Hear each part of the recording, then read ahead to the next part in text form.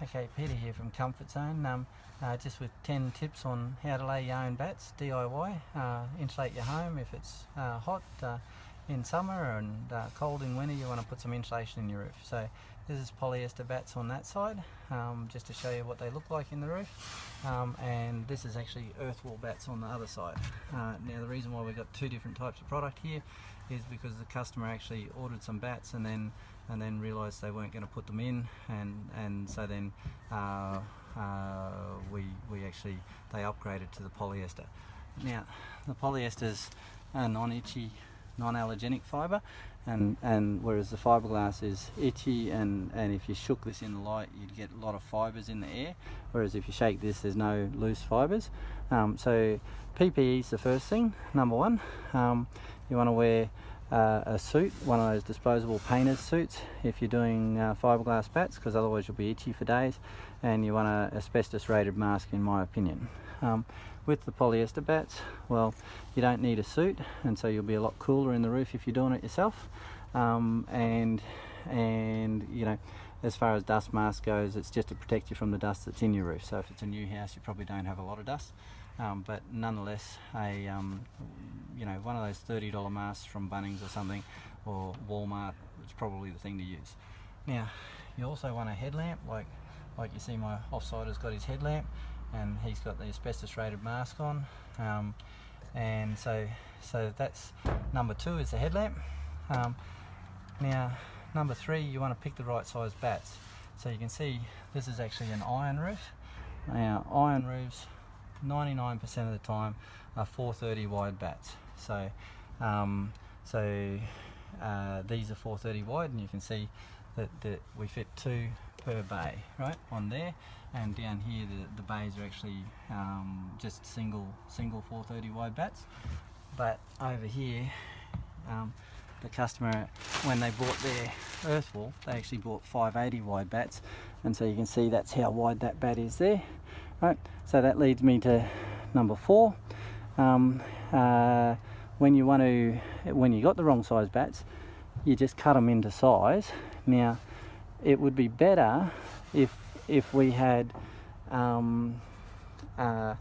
if you're going to have the wrong size, you're better off having a ordering 430s, right, and it being wrong and being 580s, and I'll show you why. Because this is what happens when you got the other way around. If you order 580s and it turns out you need two 430s side by side, then you've got to tear a little piece in for every single bay, right?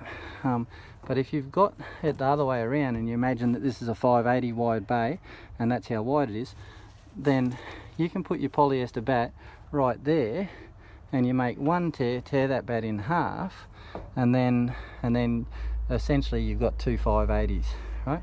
So it makes it a lot easier. You tear a lot less in if you make the mistake the other way around. So if you don't really know for sure, you're better off ordering 430s. So that's oh, and of course size wise, so I told you 430s for iron roof. For tile roofs, concrete tile roofs or things like that, you really need 580 bats normally, right? So that's the drum with that. Now number five, you want to make sure that there's no gaps. So every little gap, like you can see here, there's a tiny little bay here. We tear the bats in. Actually, and number six, I'll just point out to you, tearing bats, right? Just show the customer what happens if you try and tear the bat the wrong way, right? Right. So no, you can't tear the bat the wrong way, can you?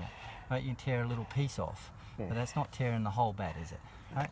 Okay, they won't tear the wrong way, right? So they tear across the grain for polyester bats, right? And if it's too hard like that was for him, right, show him delaminating it, mate. No, yeah, you just tear a little bit. You delaminate it and tear the top bit, and then tear the next bit down, right? And tear the next bit down, right? Right, and then you can tear the whole lot. Go on, tear it in half. Right, see? Now, it's a lot of people try and cut bats with Stanley knives or that, but all the professionals will tear them in like that. So whether it's polyester batts or fiberglass batts, and you can see, you know, it doesn't make any difference to the job. You still get a job with no gaps, only it gets done a lot quicker. So don't worry about cutting batts with a knife. Right, now number 7, Downlights? your downlights. So, oh yeah, yep, okay. So I'll just pan over here. So you've got these downlights. Now the transformers get really hot. This is an LED one, right? But nonetheless, you want to put the transformers either up on top of a joist like that, or on top of the bat. And we always gap around them. The National Construction Code says that you should leave a 50mm gap, 5 centimeters, around a light, right? Or any heat source. Now, this does have a tag on it that says that you can cover and abut them, right? But in Australia, the building code doesn't allow for that yet, right? And from my money, this transformer is very, very hot at the moment, and I wouldn't like to cover it. Nonetheless, you know, even though they reckon you can, we've been doing it for 20 years and we leave them uncovered. It's better to be safe than sorry when it comes to them. And I've seen lots and lots of bats where they do cover them, and you lift the bat up and it's all burnt underneath. So that's number 7. Now number 8, for getting up in your roof, you want to start the job early. So you'd probably want to put your packs up in the roof, and get them up in the roof the day before even, and then start the actual laying of the bats early one morning.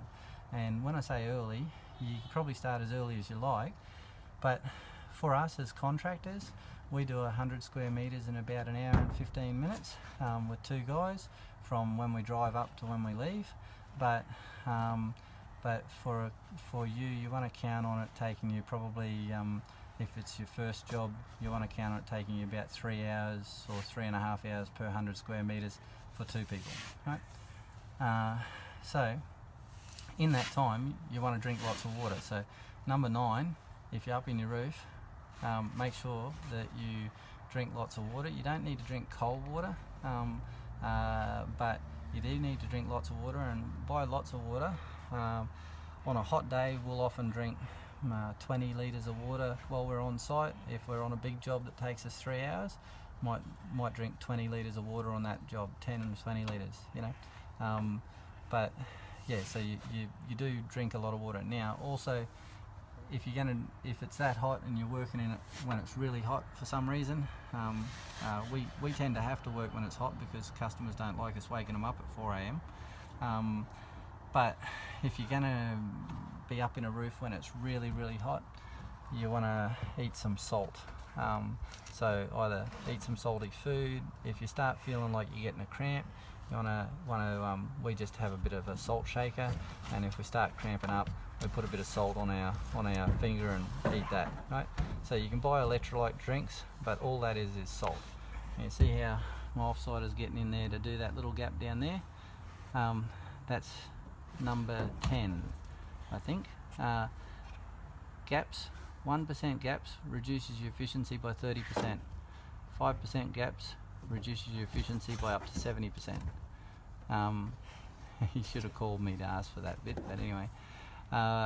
So that's where oftentimes people get their job done, and it doesn't work because they DIY it and they leave gaps. And when I'm talking about gaps, I mean any little gaps. Like so I'll just show you over here. I'll just climb through. Yeah. You see down the side this bay here, right? There's a little bit of bat there, right? Now see that gap there? That's not a big gap, right? But your hot air will go down through that gap there, right? And then if we lift this up, see the battens there? The bat doesn't actually sit flush on the ceiling. So once it goes down through there, the heat goes underneath the bat and spreads out, right? So if you don't get all the gaps, you really ruin the job. So 1% gaps will take 30% of your efficiency. So if you put that in R value terms, you can install an R3 bat, but if you've got 1% gaps, you're actually only getting an R2 bat equivalent, right? And if you've got 5% gaps, you lose your efficiency by 70%. So an R3 bat's only going to be about an R1 bat or less. So that's tip number 10. Now, and as a bit of a bonus, there's a gap over there we've got to fix up yet, but just over there, mate. I done this the hard way. yeah. Oh, BTS. Yeah, that's not how professionals climb through roofs. But anyway, as a bit of a bonus, when it comes to manholes, most people don't put a bat over their manhole. Make sure you put a bat over the manhole, right? Because it's those gaps, and make sure you insulate your garage, right? Because if you've got an attached garage, you want to make sure that that's insulated as well. Now, and I haven't actually told you what to do when you get the packs in your roof, right? So when you get your packs in the roof, right? So this is all the bonus stuff for all the people that this is the nitty gritty for all the people that have hung around for this long. So we cut the top off of one plastic bag, and we use that bag as our rubbish bag. So every other bag goes inside it when they're empty, right? It just saves us carrying a rubbish bag and wasting more plastic. But actually the amount of plastic you waste on bat jobs is a bit shocking, and that's why we prefer the cellulose fibre, the pump-in insulation, but you can't do that yourself. Anyway, when you pull your bats up through the manhole, don't jerk them up and down, right? Because you'll break this trim out that's in the edges of the manhole, right? What happens is this little trim here wiggles up and down, and this one's a metal one, but normally they're a plaster one, and it'll wiggle up and down. So if you pull your bat up and then the guy on the bottom lets it go and it lets go down again, and then you pull it up and then they let it go, and then you pull it up and let it go. After you've done that, say 20 times to pull 20 packs up into your roof, you'll climb down and you'll notice that your manhole trim is all cracked out around the plaster. So what you want to do is pull it up, constant one pull all the way up, and you want to have your pack normally diagonally across in the manhole. Don't put it this way or that way, put it diagonally, because there'll be less friction to pull it up into the roof. And then when you twist it over, right, because this roof's a bit low, so we can pull it up as high as we can, and then we twist it over to get it in, right. So that's the tips to getting the pack in. Now the next thing is, once you got the packs in, what we do is we cut the pack open. Now with fiberglass bats, if you had the pack underneath here, right, and even just a part of it, and you cut it open, it'd expand and jam underneath that, right? So you need to make sure you're in an open part of the roof like this when you cut it open, right?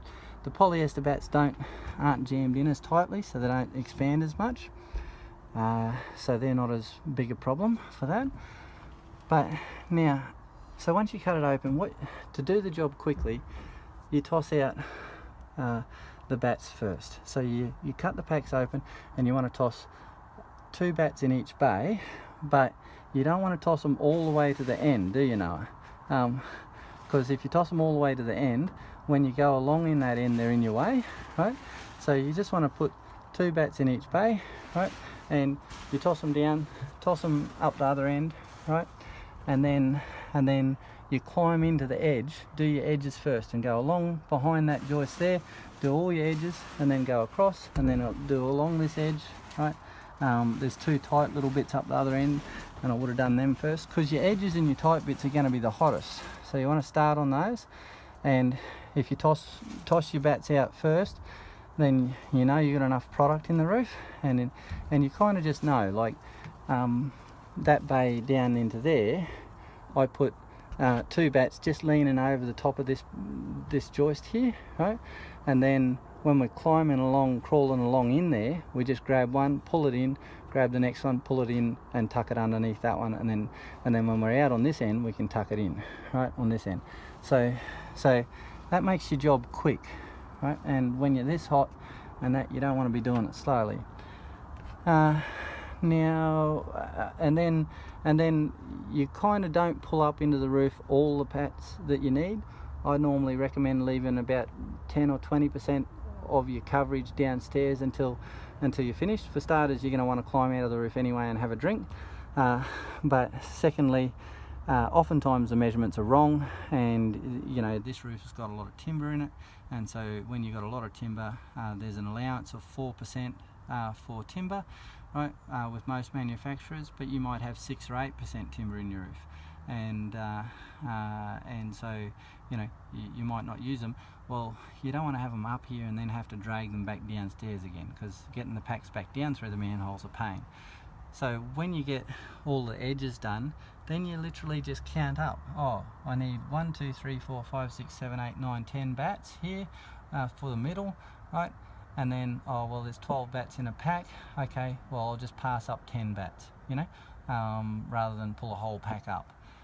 So that's just a little tip on doing that bit.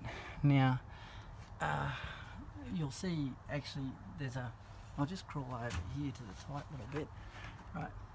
You'll see there's a mouse trap there. When you have bats in your roof, you will get rats. You won't get rats before you have bats. Like, there's no nests in here before we climbed in here, right? Even though there's a rat bait there was no rat nests. But now that there's bats here, the rats will dig in these, and they'll open them up and they'll burrow through them, right, like that, and they'll just build a nice little insulated home there, because they're mammals. They want to be warm in winter and cool in summer. So now they dig in fiberglass a lot easier than they dig in polyester. Now, polyester's dearer, but this is a lot harder for them to dig through. Now, I have seen polyester bats infested with rats as well, right?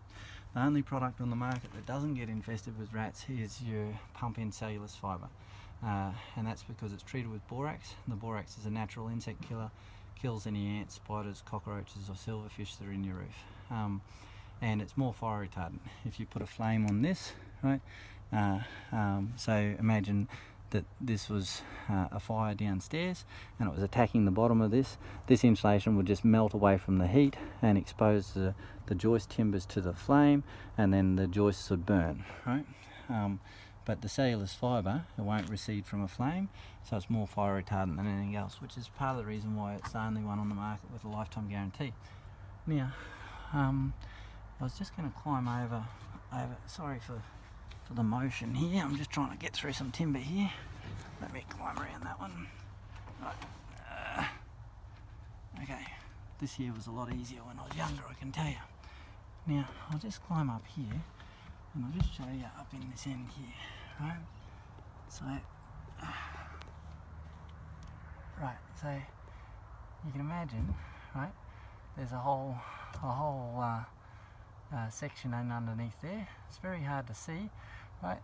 But a lot of people insulate their house, and even a lot of contractors, and they go, oh, it's too hard to climb in there, right? But we fed all the bats in there, and what you would do is you get one guy in there and the other person out in the open, and the guy that's in there, you just toss 2 bats in at a time and they drag them in, right? 2 at a time, drag them in, put them in the bays, and then you lay them down, right? So once you've tossed in enough to do that tight little area, then you start laying them in the bays. So yeah, so anyway, that's how we do those tight little areas, and it's one of the reasons why we recommend the cellulose fibre, because even for a contractor, I can assure you this is hard work. Climbing up through there when it's a 50-degree day, the bottom line is that all of the easy bits get done and the hard bits don't get done. Now, I mean, there's a whole bunch of ways that a contractor might steal from you, and this is just by way of bonus, because I know I must be up to 0.15 or something now, but I'll just show you with this bat here, right? A lot of the quotes are 1/3 the price of mine, and what the contractors do is, see this bat here, right? They just get that bat there, they tear it in half, right, like that, right, and see, still looks just like it looked before, you know. If you're looking up through the roof, you don't even notice that that's not the same height as that, right? But half the bat I've torn it in half, and what they do is they tear that in half and put it over. They use half as much product in your roof, and instead of you getting R4, you get R2, right? Now that's actually a very common thing, and I've even seen some guys tear bats into 3 pieces, right? Instead of the customer getting R4, they're getting 1.3 or something. So you know, beware of a cheap quote. Now, another way that people get ripped off is that, like up in here, I don't know where you can see up in there, but you see that joist on the edge there? We had to actually climb. You can just see a bit of bat past the edge of that joist, right? But we actually have to climb right out into the edge and poke bats over the end, and there's about a half a metre on the other side of that joist, right? And that's about 4 metres long, so that's 4 square metres. If the guys just did the middle bit, and most customers would just look in here and go, oh, that's good job. But that joist over there, there's a half a metre on the other side of that, and it's the same on this side. So you can see that joist on that other side, right? There's another half a metre on the other side of that one, right? So it's easy for contractors to quote a cheap price, and then, you know, the bottom line is it's hard for them to climb into those tight little bits, so they know most customers aren't going to climb up here and climb into it, especially when they start getting itchy, right? So you know, anyway, I hope that helps somebody. Like, comment, share, subscribe. We're all done, we're all hot and sweaty. If you want a quote to do your job, give Comfort Zone an email, but make sure you subscribe so that then we can keep making videos to help other people. Yep. Say bye for now. Yeah. Bye for now. Yeah, alright. That's where that Stanley knife went. Yeah. Alright.